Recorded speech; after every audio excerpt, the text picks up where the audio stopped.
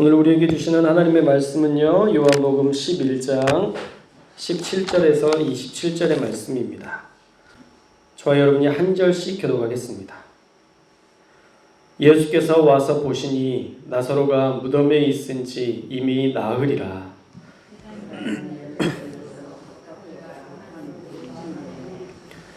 많은 유대인이 마르다와 마리아에게 그 오라비의 일로 위문하러 왔더니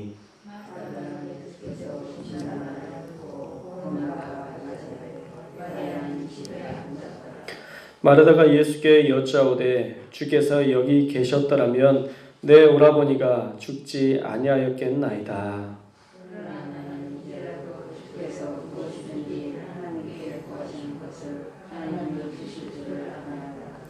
예수께서 이르시되 내 오라비가 다시 살아나리라.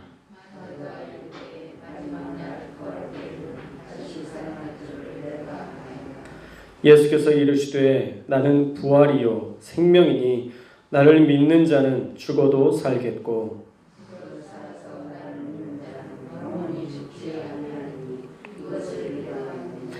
함께 읽겠습니다. 이르되 주여 그러하리다.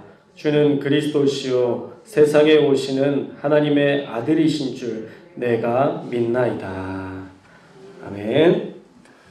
오늘은 부활에 관한 마르다의 고백이라는 제목의 말씀을 나누려고 합니다. 자, 오늘 말씀에서 예수님은요, 드디어 요단강 동편 베다니에서 예루살렘 가까운 그 베다니 지역, 즉 나사로의 집에 도착하셨습니다. 그런데 나사로가 죽은 지 나흘이 되었기 때문에 이제는 모두가 어느 정도 그의 죽음을 인정하고 받아들인 상태입니다. 초상집도 이틀, 하루, 이틀, 3일 지나면 조금씩 그 장례 절차에 따라서 조금 마음의 준비를 하잖아요. 여기도 마찬가지라는 것이죠. 예루살렘에서 멀지 않았기 때문에 이 죽은 나사로를 조문하기 위해서 사람들이 많은 유대인들이 찾아왔다, 조문했다라고 이야기합니다. 건강했던 오라비가 갑자기 죽었으니 얼마나 애통한 일이었겠어요. 그래서 많은 사람들이 찾아와서 마르다와 마리아를 위로하려고 했던 것이죠. 그러던 중에 기다리던 예수님이 오신다는 소식을 마르다가 듣게 됩니다. 오늘은 베다니에 오신 예수님을 만난 마르다의 반응과 고백을 중심으로 우리가 말씀을 살펴보려고 해요.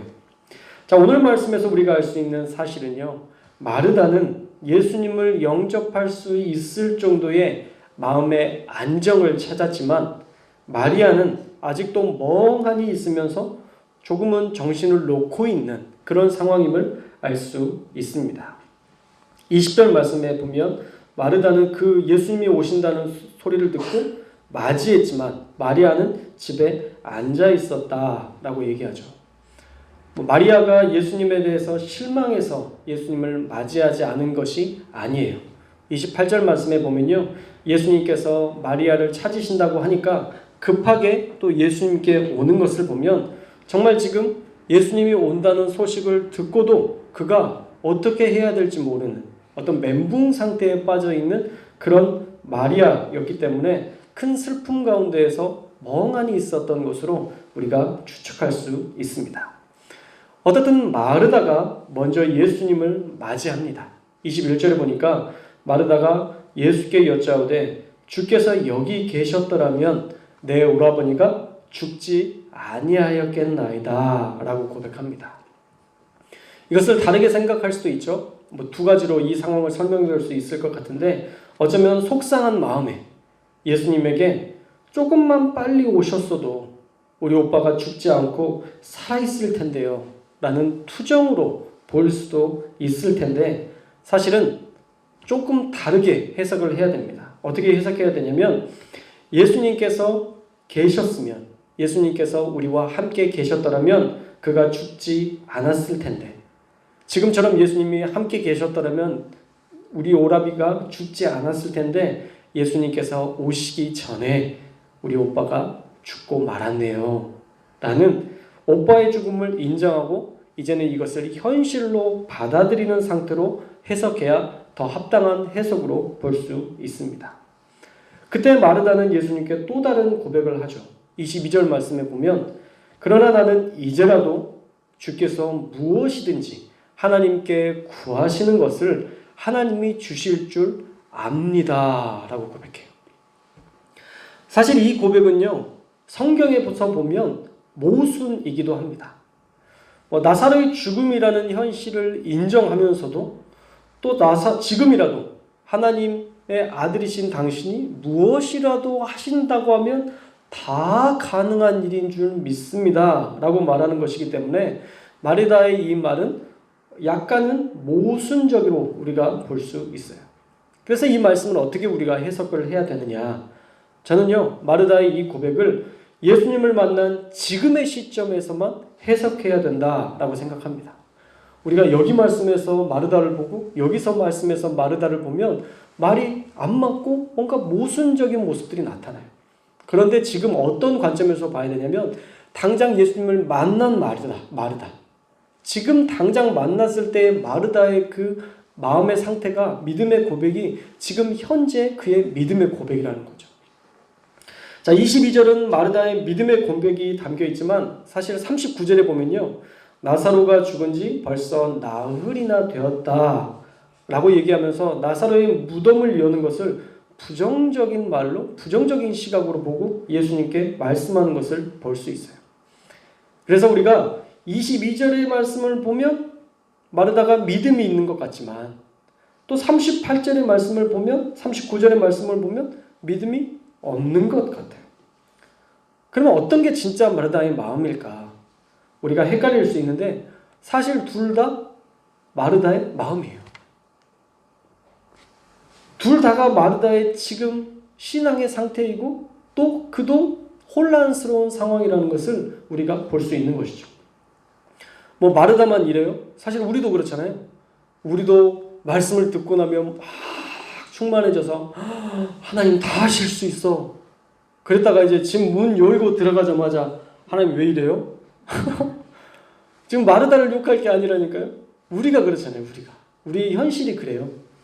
어떤 때에는 하나님이 모든 것 하실 수 있다고 그렇게 믿다가도 현실로 돌아가면 금방 절망에 빠지는 사람들이 우리들인데, 마르다만 또 어떤 신앙의 선배들만 늘 완벽한 믿음에서 살았다고 믿는 것, 오히려 그게 더 모순일 것 같아요. 그래서 예수님을 만난 이 시점에서 그가 정말 절망 가운데, 나사로의 그 죽음 때문에 절망 가운데 있었지만 예수님을 만난 그것만으로도 지금 마르다는 위로를 얻고 하나님의 아들이신 예수님이, 메시아이신 그분이 지금 우리 오빠를 위해서 무엇이든 할 수 있다라는 그런 믿음이 생긴 거예요. 그냥 함께 계시는 것만으로도. 그래서 마르다가 이렇게 고백하는 것이죠. 그래서 현실을 인정하는 믿음의 고백으로 비록 오라버니 나사로는 죽었지만 그래도 주님은 무엇이든지 하나님께 구하시면 하나님께서 다 주시는, 당신은 메시아인 줄 믿습니다 라는 그런 고백으로 이해하면 더 분명해질 것 같아요. 그런데 그때 23절에 예수님께서 뭐라고 얘기하세요? 23절 말씀 함께 읽겠습니다. 23절 시작. 아멘. 예수님께서 갑자기 마르다가 믿음의 고백을 올려드렸는데 당신은 하나님의 아들이시기 때문에 하나님께 구하시면 하나님께서 다 주실 것입니다 라는 이런 믿음의 고백을 올려드렸는데 예수님께서 감당할 수 없는 엄청난 약속을 주시는 거예요. 네 오라비가 다시 살아날 것이다. 어쩌면 마르다가 감당할 만한 믿음의 분량이 아니었던 것 같아요. 사실 그가 죽은 자가 살아나는 것, 그거 사실 흔히 접하는 일이 아니잖아요. 우리 주변, 여러분들 주변에서 누가 죽었다가 살아나는 일들을 경험해 본 적이 있으세요? 가까운 사람 중에? 보통은 돌아가시면 장례 치르고 이제 거의 다시 살아났다는 것들을 볼 수 없는데 예수님께서 너무 큰 믿음을 요구하는 거죠. 그가 죽었다는 것은 마르다가 분명히 확인했을 거예요. 마리아와 함께 분명히 확인했을 텐데 네 오라비가 살아날 것이다 라고 얘기하니 이거 감당하기가 어려운 거죠. 저도 사실 제게 큰 짐 같은 한 사건이 있습니다. 제가 청년부를 담당했던 31살 그때 사역을 할 때 한 청년이 오토바이 사고로 하나님의 부르심을 입게 되었어요. 그래서 장례식에 참석했는데 이틀간의 그 일정 중에 하나님께서 계속 저에게 부담을 주셨어요. 그 죽은 청년의 몸에 손을 얹고 기도해 주라는 거예요. 갓 목사 안수를 받은 그때에 저는 그런 용기가 나질 않더라고요.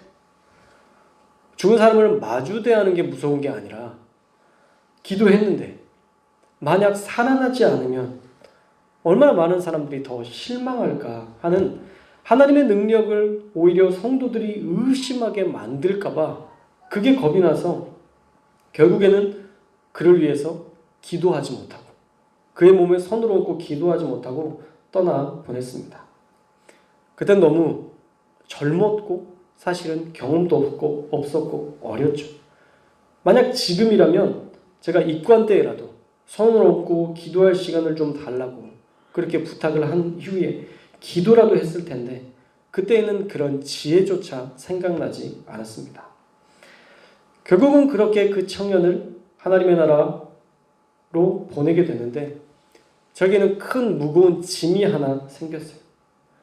그때 기도만 했더라면 혹시 하나님께서 기적을 베풀어 주셔서 우리 사랑하는 우리 청년을, 아직도 이름을 제가 기억하는데 그 청년을 특별한 기적으로 살려주셨을 수도 있지 않을까.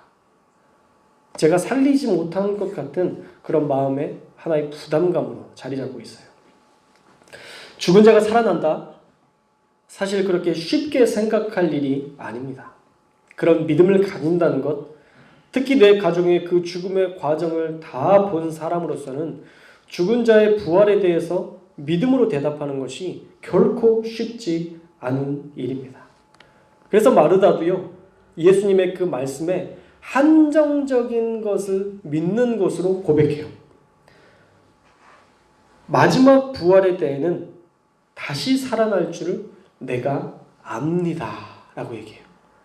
지금 당장 살아날 것은 못 믿겠고 사실 나중에 부활의 때에 다시 살아날 것은 제가 믿습니다 라고 한정적으로 그의 믿음을 한계를 짓고 있습니다. 그때 예수님께서 마르다에게 하신 말씀이 25절과 26절이에요. 우리도 부활을 믿는 믿음으로 우리 25절과 26절의 말씀 함께 읽었으면 좋겠습니다. 25절과 26절 시작. 예수께서 이르시되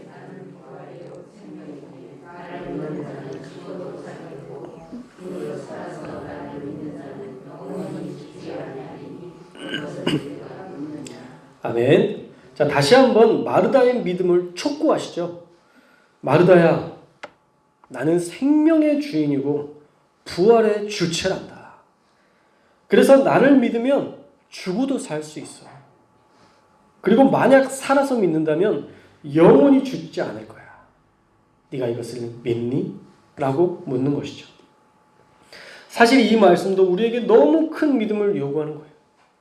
죽어도 살 수 있고 살아서 믿으면 영원히 죽지 않는다는 이 신비로운 비밀과 이 신비로운 말씀을 우리가 어떻게 그냥 쉽게 아멘이라고 답할 수 있겠어요? 그래도 놀랍게도 마르다는 27절에 이르되 주여 그러하외다. 주는 그리스도시요 세상에 오시는 하나님의 아들이신 줄을 내가 믿나이다. 이렇게 고백해요. 마땅히 주님은 이 땅 가운데에서 죽은 자도 살리실 것이고 또 이 땅에서 믿고 나중에 천국에 가는 그 모든 자들에게 영원한 생명을 주시는 분임을 제가 믿습니다 라는 고백이 주는 그리스도시고 살아계신 하나님의 아들이신 줄 내가 믿나이다 라는 고백인 거예요. 부활이요 생명의 주체로서 예수님을 믿었고요. 예수님이 말씀하신 대로 믿으면 살겠고 살아서 믿는 자는 영원히 죽지 아니할 것을 믿습니다 라는 이 고백. 결국 마르다의 믿음대로요. 나사로 죽은 자가 살아나는 역사를 나사로의 부활을 보게 되는 것입니다. 사랑하는 여러분, 오늘 말씀을 통해서 우리가 살펴볼 것은 우리의 믿음은 늘 오락가락한다는 거예요. 마르다가 그랬던 것처럼 우리의 믿음도 사실 오락가락해요. 근데 그게 정상이에요. 할렐루야. 왜 이렇게 나는 믿음이 없지? 목사님은 다 믿는 것 같은데 왜 나는 그렇게 안 믿어지지? 저도 그래요, 사실. 저도 믿었다가 안 믿어졌다가 믿었다가 안 믿어졌다가 그래요. 믿어질 때는 언제예요? 제가 교회에 있을 때는 잘 믿어져요. 새벽 예배 드리고 기도하고 그러면 하나님이 나에게 그런 말씀들을 주시면 확 믿어져요. 그러다 또 현실로 돌아가면 현실의 삶을 보면 또 마음이 무너지고 또 실망하고 그게 계속적으로 반복이 돼요. 근데 그 반복이 필요한 거예요, 여러분. 그 반복이 무조건 나쁜 게 아니에요. 우리가 그러면서 착오를 겪으면서 믿음이 자라가는 거예요. 안 믿어졌던 것들이 믿어지고 또 믿어봤더니 하나님이 기적을 보이시고 이러면서 믿음이 자라는 것이지 어느 날 갑자기 하나님께서 자 받아라 믿음 딱 던져주면 그때부터는 이 믿음이 흔들리지 않고 그렇지 않다는 거예요. 모든 믿음의 선진들도요 다 흔들리며 살아왔어요. 우리의 감정도 사실 오락가락 하듯이 우리의 믿음도 약해졌다가 다시 강해졌다가 그런 믿음의 곡선을 그리며 우리가 신앙생활을 합니다. 그러나 우리의 마지막의 고백은 마르다의 고백이 되었으면 좋겠어요. 어떠한 때에도 주는 그리스도시요 세상에 오신 하나님의 아들이신 줄 내가 믿나이다. 할렐루야. 어떤 것이든 제가 믿습니다. 당신이 나를 위해서 십자가에 못 박히셔서 모든 값을 치르셨으니 그 아들을 주신 자가 모든 것과 함께 주실 분임을 믿습니다. 이 믿음으로 우리가 나아가는 거예요. 어떤 상황이 와도 어떤 환경에 처해 있어도 주님은 나의 그리스도시고 나의 구원자시고 이 땅에 오신 하나님의 아들 그분이 나를 위해 죽으셨고 나를 사랑하시는 그 예수 그리스도가 이 모든 상황과 환경과 형편과 처지 이 모든 것 가운데 늘 함께 하신다는 것. 그래서 좋은 것을 주시고 끝나는 게 아니라 최고의 것을 주시기를 원하셔서 나를 단련하시고 나를 기도하게 하시고 나를 연단하고 훈련하신다는 것. 우리가 그것을 믿으면 마르다가 믿었던 것처럼 나사로가 살아나는 역사들이 우리 인생 가운데도 반드시 일어나게 될 줄로 믿습니다. 우리가 계속 요한복음의 말씀을 통해서요 하나의 관점을 배우게 돼요. 그 하나의 관점은 뭐냐면 내 상황과 환경은 내가 저지른 죄 때문에 하나님께서 처벌하시는 것이 아니라 이 상황과 환경으로도 하나님께 영광 돌려드리는 하나님의 영광을 드러내기 위한 수단이 될 수 있다는 것이죠. 우리가 그 전에 시각장애인의 삶에 대해서도 우리가 살펴봤었잖아요. 시각장애를 가졌던 사람을 통해서 하나님께서 영광 받으셨어요. 그가 태어날 때부터 죄가 있어서 장애를 가졌던 것이 아니라 하나님의 영광을 드러내시기 위한 기적의 도구로 쓰시기 위해서 그를 그런 어려움 가운데 있게 하셨다는 것이죠. 그러나 그가 그 어려움 가운데 있었지만 그가 예수 그리스도를 믿는 믿음이 있었고 나를 고치실 것이라는 믿음이 있었을 때 하나님이 그를 영광의 도구로 들어 쓰셨습니다. 나사로의 죽음도 마찬가지예요.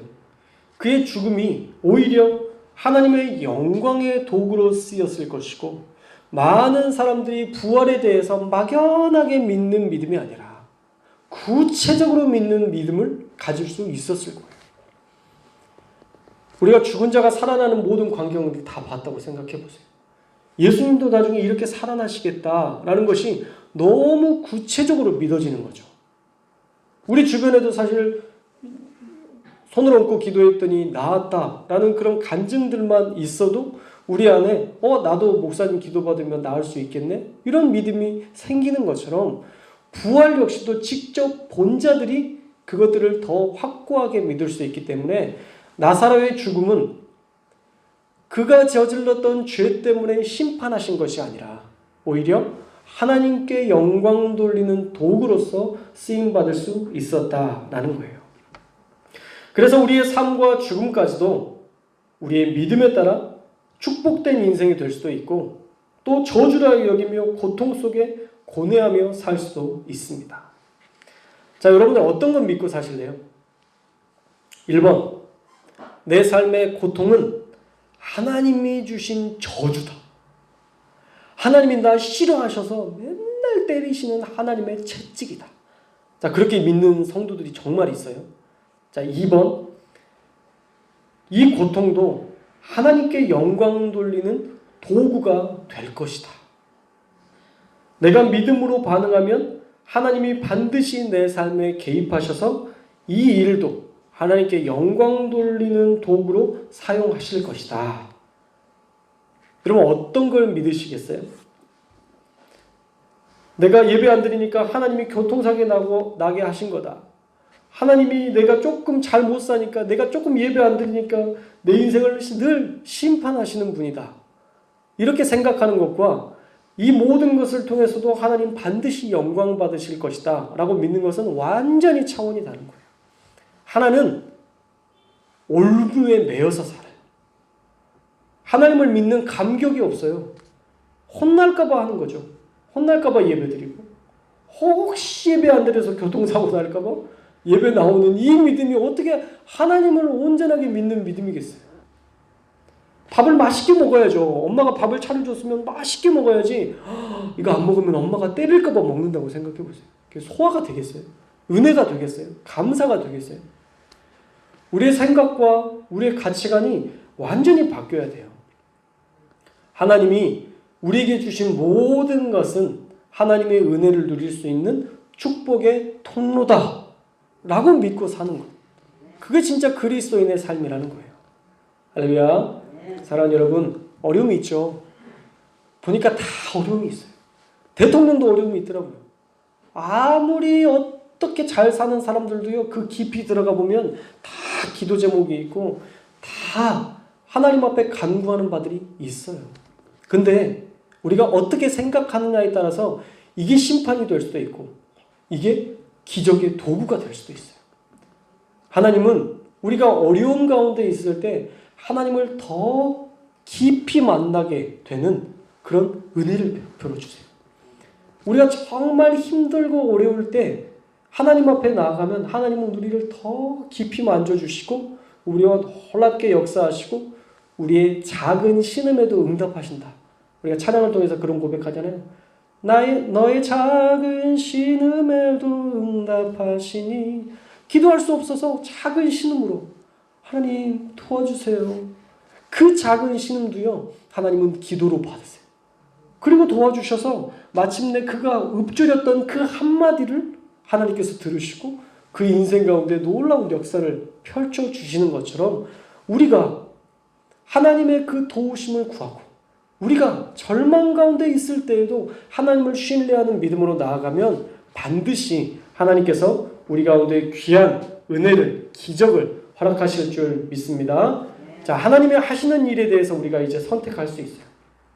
그 선택으로 한 사람은 나는 하나님의 심판 속에 살고 있다 라고 믿으며 절망하며 살아갈 수 있고요. 또 다른 한 사람은요, 나는 어려움이 있지만 이것이 마침내 하나님의 영광을 위한 도구가 될 줄 믿는다 라고 소망을 품으며 살아갈 수도 있어요. 저는 여러분들이 절망이 아니라 심판이 아니라 소망으로 긍정적인 믿음으로 하나님을 의지함으로 하나님께서 정말 우리의 믿음대로 역사하시는 그 기적들 날마다 경험할 수 있기를 주님의 이름으로 축원합니다. 우리의 생각과 가치관이 달라지길 바라요. 상황 때문에 환경을 저주받은 것으로 여기지 말고 믿음의 눈으로 바라보셔서 지금 이 모든 상황이, 지금 이 모든 어려움 때문에 하나님이 지금 우리 가정 가운데, 우리의 삶 가운데, 우리의 사업과 우리의 모든 육체 가운데 하나님이 가장 일하시기 좋은 때다라는 것을 믿고 하나님께 영광 돌리며 그 어려움을 이겨낸다면, 기도하며 이겨낸다면 하나님은 마침내 우리의 인생을 통해서 나사로를 부활케 하셨던 것처럼 그런 엄청난 기적으로 저와 여러분의 모든 문제와 또 괴로운 상황들을 온전히 바꾸어 주실 줄 믿습니다. 오늘도 일하시는 우리 하나님을 기대하며 날마다 기도함으로 하나님께 영광 돌리는 간증의 역사들이 저와 여러분들에게 많이 나타날 수 있기를 주님의 이름으로 축원합니다.